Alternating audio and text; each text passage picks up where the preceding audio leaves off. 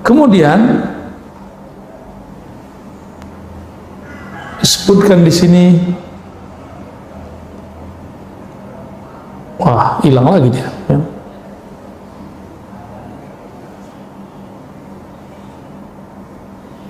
Rasa takut ini muncul kalau orang biasanya maksiat, udah itu aja. Rasa takut muncul kalau orang maksiat. Maka kalau antum ceramah, kalau antum nangis tuh kita curiga, jangan-jangan ingat maksiat nih. Tapi nggak usah khawatir, bagus, itu bagus. Nah, apa kata Allah Ta'ala? Wa izzati wa jalali la ja'al man amana bi sa'min layla wa nahar kaman la yu'min bi nafsi biyadihi law akhta'tum hatta tamla khatayakum ma baina as-sama'i wal ard summa astaghfartumullaha la ghafarakum. Dan demi jiwaku yang ada dalam genggamannya, ya, seandainya lalu kalian minta ampun, Allah ampuni. Gampang toh? Berarti Allah kasih harapan nggak? Kalau Allah kasih harapan, Allah kasih harapan, maka disebut roja. Ya, itu kenapa ada suara saya lagi tuh Pak? Ya, kecilin aja Pak.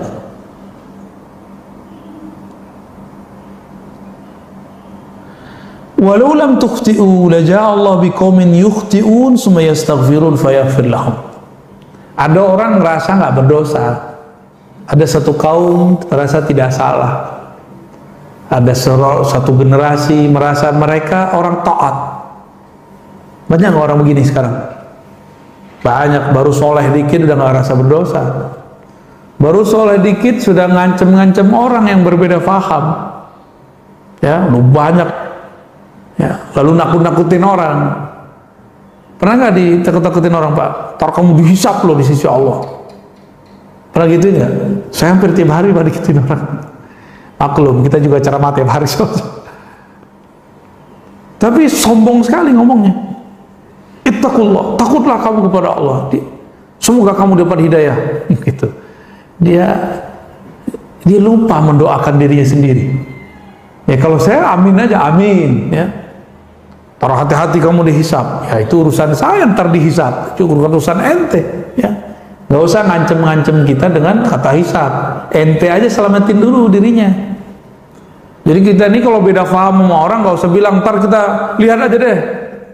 Ntar ente dihisap. Gak usah ngancem-ngancem gitu. Ya. Kalau kita beda paham dengan orang, ya sudah beda aja. Ya. Tapi ada orang yang udah kehabisan hujjah, udah kehabisan dalil, karena nggak mau kau punya dalil. Dalilnya cuma kullu bid'atin dhalalah. Ya enggak? Di luar itu dia nggak punya dalil. Kita sebutkan dalil, dia bilang nanti kamu hati-hati dihisap. Ya hisap urusan kita, nggak usah diancam-ancam. Kita sudah mempersiapkan apa yang kita buat, jawabannya di sisi Allah Subhanahu wa ta'ala. Insya Allah harus dipersiapkan Pak, jangan nggak dipersiapkan. Imam Bukhari itu ngajarin kita begitu, kata Imam Bukhari, tiadalah aku membuat sesuatu kecuali aku siapkan di sisi Allah Subhanahu wa ta'ala hujahnya. Ini beliau yang ngajarin kita nih, karena semua bakal ditanya. Dan surah Ahlakumut Takatsur di akhir ayat kan jelas sekali, semua yang diberi akan ditanya. Saya dapat kopiah, ini ditanya semua nih Pak. Pertanyaannya lama ini. Ya, Bapak pakai masker itu ditanya semua itu.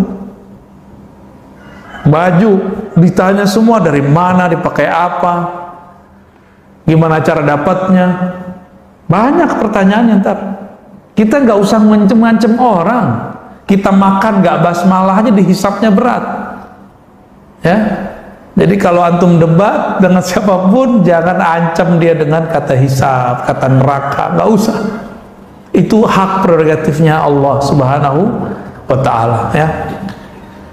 Kalau kamu tidak merasa berdosa, nggak apa-apa, kata Allah. La ja'allahu biqaumin yukhti'un summa yastaghfirun fayaghfir lahum. Allah akan ganti generasi baru yang mana mereka merasa berdosa kepada Allah, lalu mereka minta ampun, lalu Allah ampuni. Jadi dosa itu rasa. Saya sudah sebutkan berkali-kali Bapak Saudara, kalau ada dosa zahir, ada dosa batin, ada dosa adab. 3 aja. Dosa zahir, dosa mata, kita semua punya. Tapi jangan masuk ke dosa yang batin. Kalau iya, tobatnya harus lebih serius.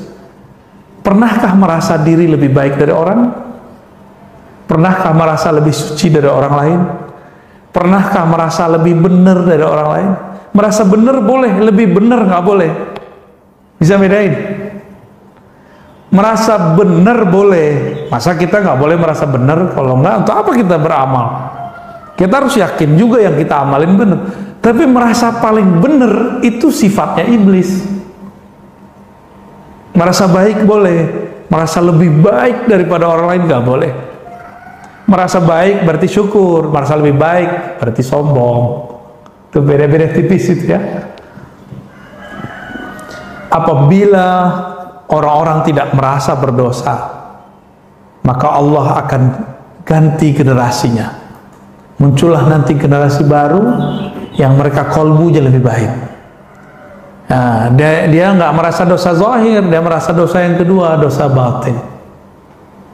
Dosa batin itu yang paling ringan tapi paling bahaya. Apa itu? Ghaflah, lalai kepada Allah Subhanahu Ta'ala. Lalai itu satu napas naik turun, ada kelalaian di situ, itu sudah berbahaya. Apa kata Allah di Quran? Wala takun minal ghafilin, jangan kamu lalai. Sempat lalai, kena larangan itu. Beriman kekasih Allah, dia merasa bermaksiat walaupun dia nggak perlu korupsi, zina, ngambil hak orang, nyakitin orang, nggak. Dia lupa, ingat Allah di kolbunya sudah disebut maksiat. Apalagi kalau dia pernah dosa zahir, itu lebih dahsyat lagi tobatnya. Dosa batin aja nih, nafasnya kosong dari menyebut nama Allah, kosong dari mengingat nama Allah, apalagi dalam sholat, itu bagi dia sudah maksiat yang besar. Apalagi dia memang maksiat secara zahir. Ada nggak kita yang nggak pernah maksiat kalau gitu? Nggak ada ya. Tapi banyak orang secara zahir dia nggak ngerasa maksiat. Imam Syahrastani pernah mengatakan, kelompok Khawarij adalah kelompok yang merasa diri mereka tidak bermaksiat secara zahir, tapi batin mereka nggak selamat. Kelompok ekstrim.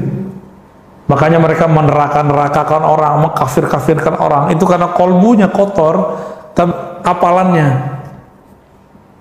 Dia menghukumi orang dengan hafalan-hafalannya. Dan ini berbahaya. Ya. Ini yang akan kita hadapi nanti. Jadi Bapak Ibu Saudara yang bukan Allah, yang kita hadapi di masa depan, itu orang-orang yang soleh secara zahir, tapi batinnya kotor. Kita merasa diri kita kotor zahir dan batin, lalu kita tobat, itulah senjatanya. Kalau nggak ada rasa itu, wah kita lewat sama mereka ya.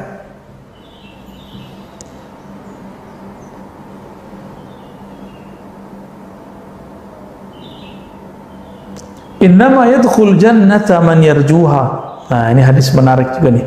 Hadis yang juga didapatkan di riwayat Imam Baihaqi ya, dan riwayat lain. Yang masuk surga itu hanya yang mengharapkan masuk. Yang masuk neraka itu yang tidak pernah berharap masuk surga, yang putus asa daripada rahmat Allah Subhanahu wa taala. Ya. Baik. Dengan demikian Bapak Saudara yang bukan Allah, jadi al-khauf dan roja, rasa takut, rasa harap, ini harus dipelihara. Nah, inti dari rasa takut itu bukan hanya sekedar dari maksiat, tapi inti dari rasa takut itu karena Allah itu punya sifat namanya Jalal. Apa tadi namanya Jalal? Keagungan. Kita segan kepada Allah Subhanahu wa taala. Ini ilustrasi biar gampang Pak. Punya guru nggak dulu yang kita segani di sekolah? Berani nggak buang sampah depan dia? Nggak berani ya? Tapi kalau gurunya pergi, buang sampah lagi nggak? Iya, berarti kita takut kepada dia. Ada guru yang kita sukai dulu di sekolah? Ada ya? Lalu dia ketika mau buang sampah, di depan dia yang lagi buat sampah, dia mau ambil sampah. Karena kita sayang sama dia, kita bilang, maaf Pak Guru, biar kami aja yang buang. Kita sayang. Jadi khauf dan roja ini dua kejadian rasa yang dia bercampur aduk di kolbu, bercampur aduk di dalam kolbu. Pernah suka seseorang? Pernah ya? Khawatir nggak kalau cinta kita ditolak? Iya. Galau nggak kalau kita nggak diingat-ingat sama dia? Galau ya? Jadi kalau dia nggak kirim salam, kayaknya aneh hari itu. Atau kalau nggak ketemu dia sesaat, kayaknya aneh. Nah inilah bab yang mau saya sampaikan sebagai penutup. Al-khawf dan roja itu jika didasari kepada cinta, maka dia rasanya lebih ringan, lebih asik. Didasari apa? Cinta. Kita ini kalau nggak ketemu dengan muncul lagi bab rindu. Dalam rindu itu muncul rasa takut. Jangan-jangan nggak diterima nih. Jangan-jangan dia ingat yang lain nih. Jangan-jangan perhatiannya kurang nih. Maka orang yang khauf dan roja ini sibuk. Ketika dia mau bertemu atau ada kesempatan bertemu dengan yang dia sukai ini, dia akan mencari perhatian. Bajunya dibagusin, mukanya dibersihin, model rambutnya dibenerin. Itu kalau kekasihnya fisik, manusia. Kalau yang kita cintai itu Allah, gimana? Karena Allah, mari cari perhatian Allah. Allah itu selalu memperhatikan hambanya, tapi carilah perhatian rahmatnya, perhatian kasih sayangnya. Bagaimana caranya? Di kolbu ada khauf dan raja, sumbernya adalah cinta kepada Allah Subhanahu wa ta'ala. Cinta indikatornya cuma satu, dawam zikri, senantiasa ingat dia, senantiasa merindukannya, takut kalau salah tingkah di depannya. Itu jadi ya. Kalau kita sudah cinta, suka memberikan kejutan nggak, hadiah. Itu untuk apa? Cari perhatian. Maka yang layak dijadikan objek untuk kita cari perhatiannya adalah Allah, sumber semua cinta. Ya. Siapa yang dicintai Allah, maka semua yang di makhluk ini, yang di alam semesta akan mencintainya. Insya Allah. Baik Bapak Saudara bukan Allah, lebih kurang itu bedah kitab Hadaikul Haqa'iq ya, beberapa waktu ini, semoga bermanfaat. Gimana Pak? Baik, terima kasih dengan Bapak Ibu dan Pak sekalian, bila ada yang ditanyakan.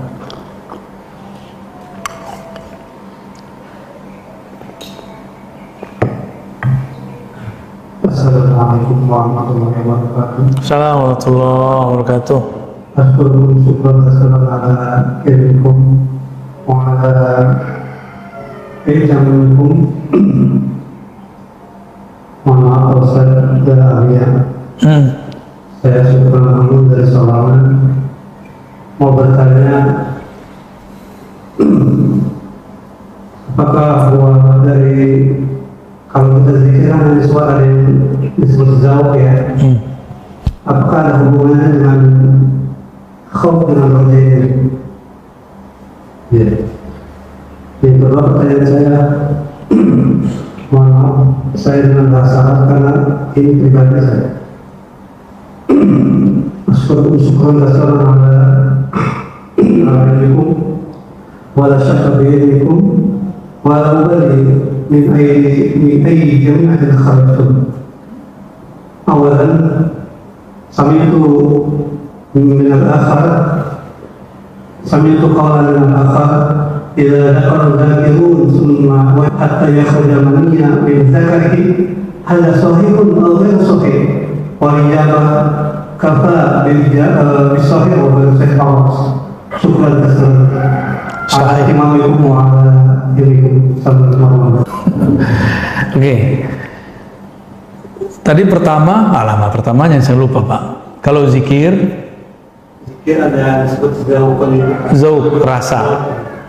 Apakah buah daripada ini Pak? Rasa takut. Rasa takut. Iya. bukan buah dari rasa takut, tapi buah dari kenal. Kenal dulu baru ada cinta, cinta dulu baru ada rasa harap dan cemas, baru ada rasa. Mungkinkah kita ada rasa dengan orang yang kita kenal? Apalagi kepada Allah. Jadi sebelum berzikir, kenalilah yang dizikirkan itu siapa. Ini kalau banyak orang di luar sana belajar zikir tapi nggak ada efek di kolbunya, itu masalahnya cuma satu, dia tidak mengenal siapa yang disebut. Sederhana aja, ya. Kita kalau kenal siapa yang kita sebut, oh fotonya kita jaga, namanya kita jaga. Pernah nyimpen foto kekasih kan, jatuh, kita ambil nggak?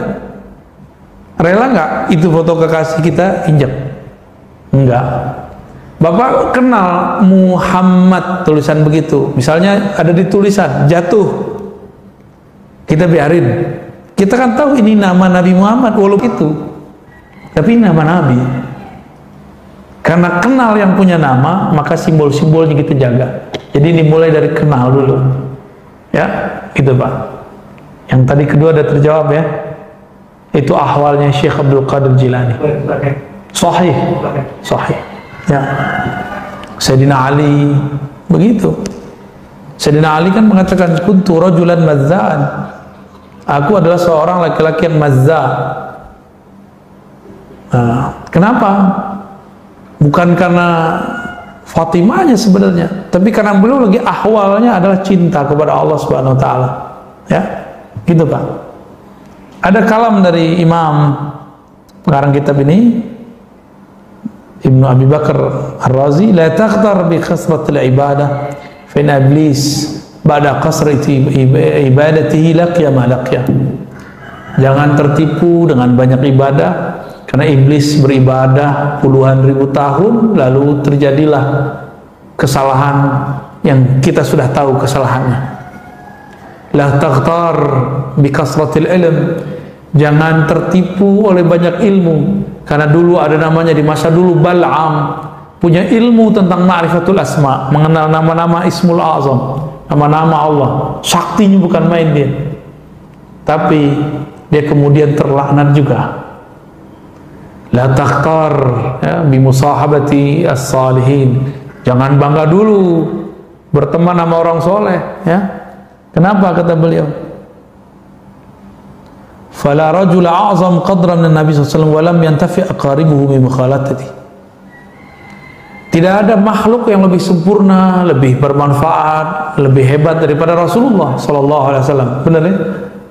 Tapi apakah kerabatnya dapat manfaat dari beliau?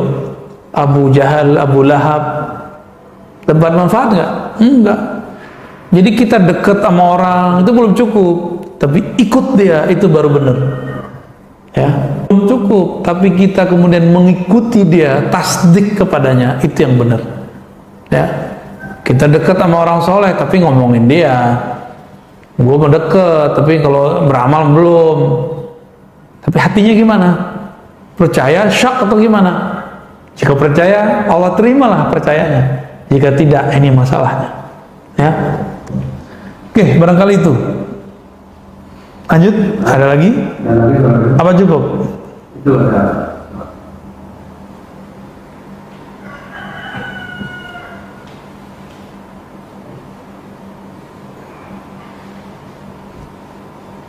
Terima kasih.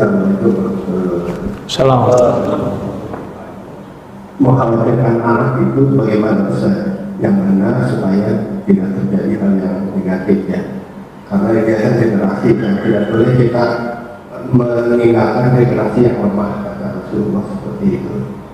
Nah sekarang dia lembaga pendidikan yang mahal, ya, apakah cukup diperlukan lembaga pendidikan yang mahal?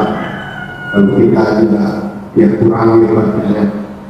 Dan pertanyaan berikutnya, apakah lembaga pendidikan yang mahal itu masih punya pahala di akhir yang terima kasih. Bapak lagi mau nyerang lembaga pendidikan nih Pak ya. Baik, baik. Mengkhawatirkan anak itu bagian daripada khauf, tapi khauf untuk generasi. Dan khauf ini nggak boleh cuma dengan galau. Kejadian itu kan terjadi juga di masa sebelumnya. Generasi sebelumnya begitu juga. Toh galau nggak galau, generasi berjalan terus. Terus gimana?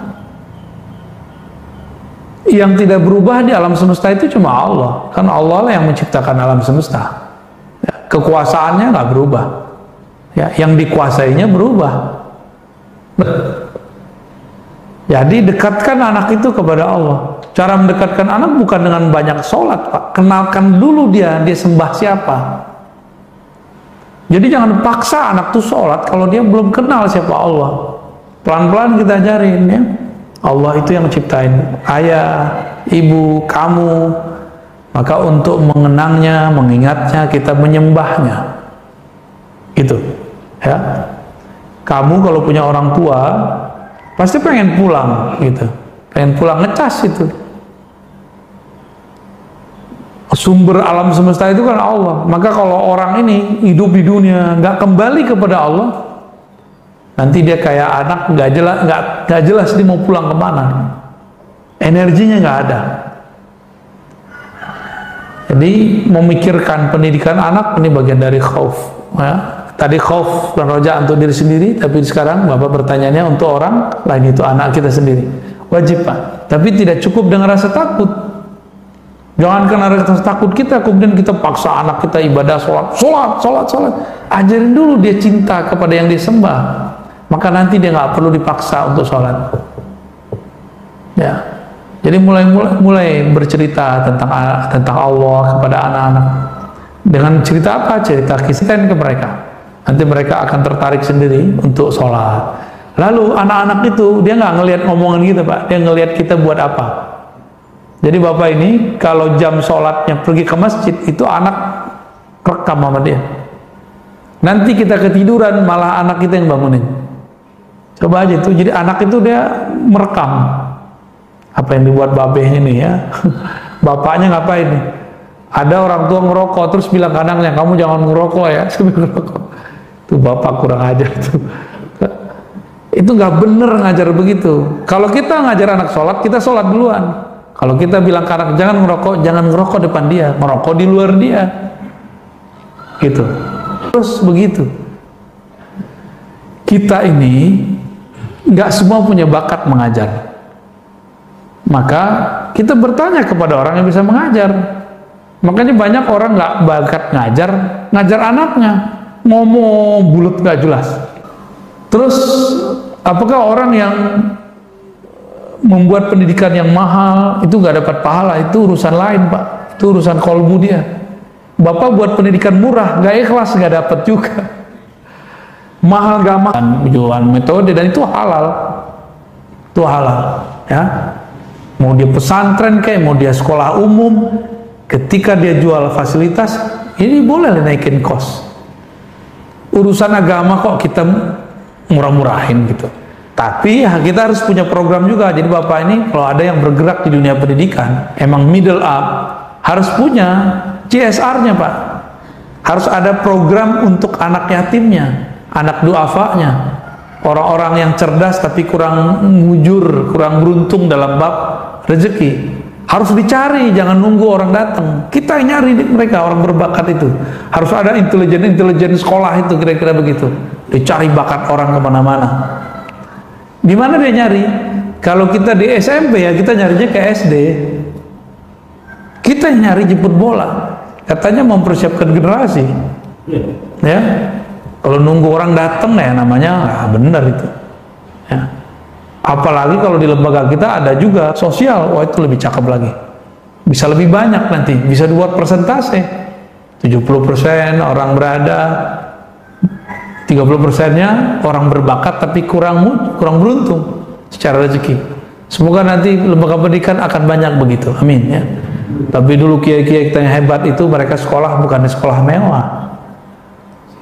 Kiai Mustafa Yakub, Imam Besar Istiqlal almarhum, itu bertahun-tahun makan ikan apa tuh? Ikan lele tanpa tulang. Tahu Pak? Lele tanpa tulang apa tuh? Terong. Daging tanpa kulit. jengkol.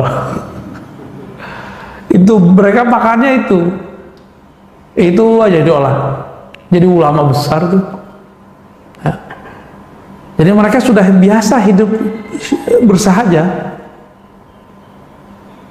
Bapak kalau pergi ke pesantren-pesantren itu ada macam-macam pesantren, ada yang kelasnya oke, tempat tinggalnya oke, riadoh anaknya kurang, latihan anaknya kurang, akhir kurang tahan banting, jadi manja, udah kuliah aja masih manja. Beda kalau mereka itu sudah hidup sederhana, itu hasilnya beda. Ya.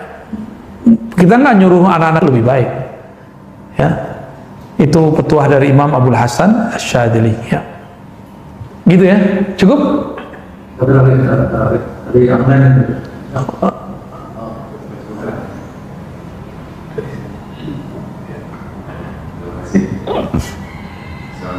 warahmatullahi wabarakatuh. Assalamualaikum warahmatullahi wabarakatuh. Saya muliakan dan saya hormati Buya kita, saudara dari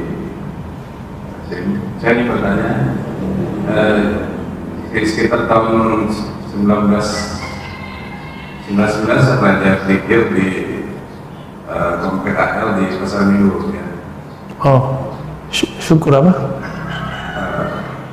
Tawakal. Tawakal Askar, ya. Tawakal. Jadi dari 2019 sampai 2004 gitu, 2006 selama vakum itu saya setel radio Roja gitu. Sampai sekarang gitu.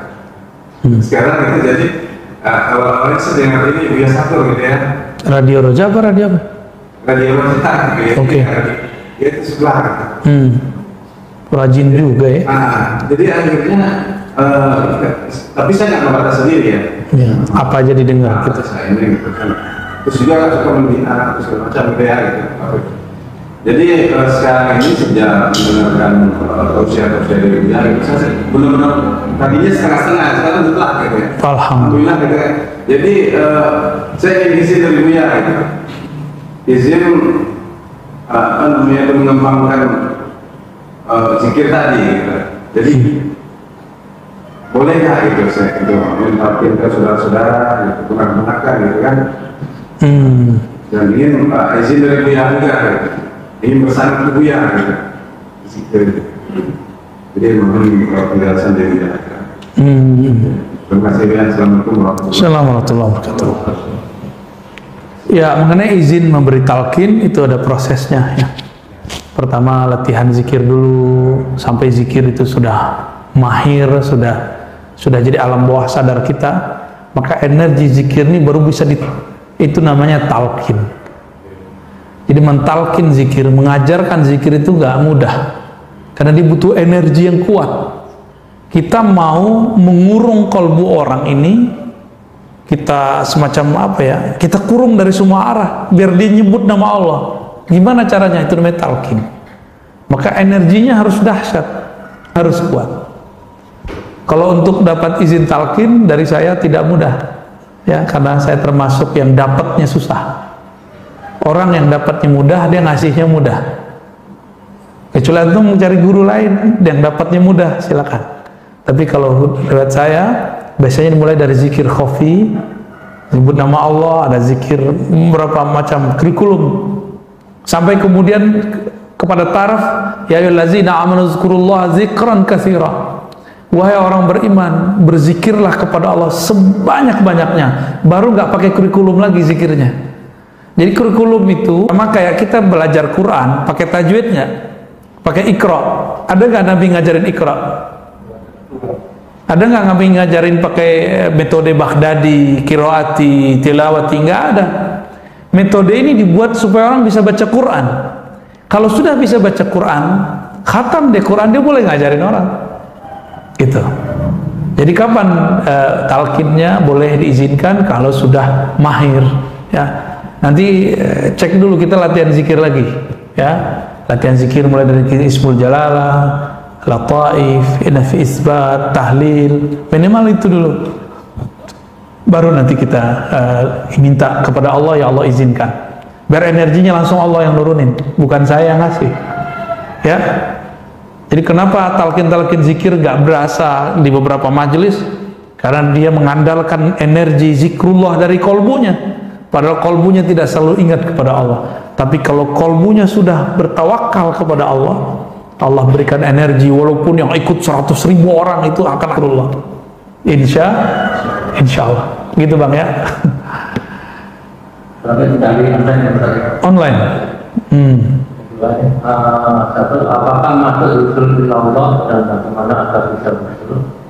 Kemudian yang kedua, jika berdoa kita tidak berdoa, kita juga salah. Apakah rasa salah bersalah adalah senjata boleh untuk suluk? Untuk apa suluk? Wah, yang nanya orang tarekat nih kayaknya ya. Wusul itu rasa kesadaran kepada Allah. Disebut wusul. Kita merasakan kesadaran bertuhan. Namanya apa? Wusul. Kesadaran itu beragam. Ada kesadaran kepada namanya. Nama yang paling nikmat dibaca itu nama Allah. Allah itu kalau dibaca tuh nikmatnya bukan main. Itu nggak ada bandingannya kalau orang baca. Maka Allah mengatakan wala dzikrullahi akbar. Sungguh zikru, menyebut, mengingat Allah gitu terjemahan harfiahnya. Akbar, rasanya lebih dahsyat, rasanya lebih nikmat, gitu ya. Ya minimal usul di situ dulu, baru nanti usul pada afal Allah. Kita kalau ngeliat gerak, yang terlihat adalah peran Allah. Nah, ini kebanyakan orang nama pun belum masuk ke kolbunya, apalagi dia melihat afal Allah. Teman-teman yang melakukan Allah, apa yang terjadi di dunia ini sekarang perbuatan Allah bukan? Ridho enggak? Hah? Corona buatan manusia zahirnya, tapi izin dari Allah bukan? Ada nggak di alam semesta sesuatu terjadi kalau Allah nggak izin? Berarti ada Tuhan selain Allah. Maka mesti corona ini walaupun intervensi makhluk, karena Allah juga yang menginginkannya, tapi Allah tidak meridhoinya. Itu. Maka kita, karena dia menginginkan, kita terima aja, kita terima, kita jalani. Makanya saya mengajak teman-teman, kita sekarang dipaksa vaksin aja. Ustadz ini nggak jelas, bukan? Ini justru jelas. Ya antum bolehlah nggak terima sakti, tapi kalau nggak vaksin bisa naik kendaraan kemana-mana kan nggak bisa. Maslahatnya sekarang kita pikirin, mudarat di badan tinggal dibuang pakai bekam kok, enggak. Jadi kita nggak usah takut-takut amat tuh masalah-masalah begitu. Tapi kalau sudah masuk nama Allah, nanti kita akan melihat bahwa Allah ini berperan di alam semesta. Baru rasa itu muncul. Berarti usul di bab fi'il Allah. Ya. Kalau usul di sifat Allah itu sudah ulama wali dia. Berwali-wali besar. Kutub-kutub zaman dulu makomnya di situ. Kalau dia berkalam, kalam Allah jadinya. Kan sifat itu dalam bahasa Arab, wali-wali Allah yang sudah sampai kepada sifat. Dia kalau dengar nggak pakai telinga ini lagi. Dia dengarnya sudah dengan pendengaran yang lain. Allah yang memperdengarkan kepadanya. Itu bedanya. Dia kalau belajar nggak berataskan mata lagi, mata membaca, telinga mendengar, tapi lebih dari itu. Mungkin matanya mendengar, melihat, telinganya mendengar yang ada di sekitar, tapi ruhnya sudah melayang sampai ke wilayah lain. Ayat yang sama bisa diterjemahkan lebih dalam daripada orang-orang biasa. Orang kampus jelasin, pusing kita, tapi kalau dijelasin kita merinding-merinding. Nanti bisa ke sana Pak. Ayat yang sama loh ya. Lalu kalau ada merasa tidak pantas kepada Allah, bisakah suluk itu kali ya? Itu awal suluk kah? Ya itu namanya ahwal, keadaan rohani yang terjadi pada orang yang hendak datang kepada Allah. Ya bagian dari awal suluk sih, boleh. Belum akhir itu, ya. Demikian lebih kurang ya. Semoga bermanfaat, semoga pagi kita diberkahi oleh Allah dua hal, dengan pagi berjamaah dan pagi mengaji, membaca kita mendengarkan ilmu-ilmu tentang ma'rifatullah. Semoga Allah menerima apa yang kita lakukan. Amin rabbal alamin. Sallallahu alaihi wasallam. Assalamualaikum warahmatullahi wabarakatuh.